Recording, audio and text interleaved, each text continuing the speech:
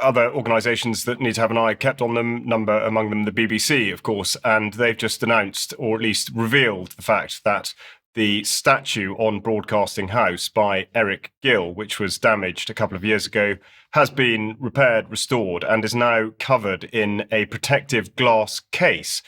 And now, the story here really is that Gill himself, a well-renowned sculptor of the 20th century, sculptor, was also a paedophile. And it's not to suggest that there should be any sense of revisionism to this. The building is, of course, a Grade 2 listed building, and therefore they're limited in terms of what they would be able to do, certainly without planning consent. But the point is this necessarily consistent, the BBC, insofar as the way they deal with other subject matter? So just look at the treatment of this. This is what the chief executive of Historic England, who's been sort of involved in the project, says, and he describes it as being in line with our approach of encouraging thoughtful, long-lasting and powerful reinterpretation of contested statues and sites, which keeps their physical context but adds new layers of meaning and understanding.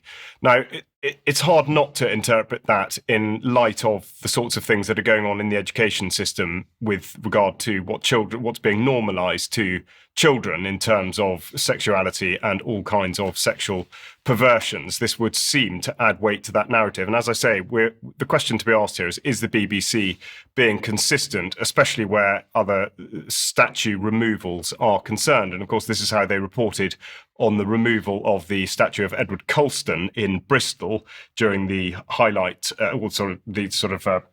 point of the Black Lives Matter protest back in 2020.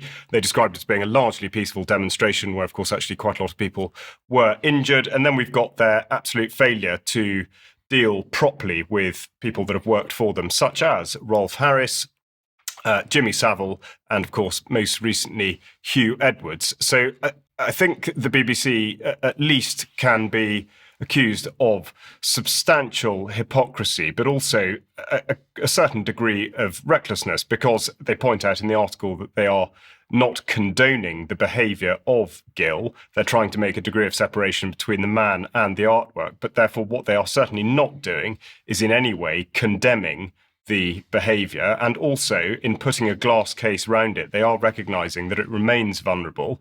And of course, inherent in that statement is the fact that they feel like they're doing something wrong. Now, I think we'll have more to say about that sort of thing in Extra. We're a bit pushed.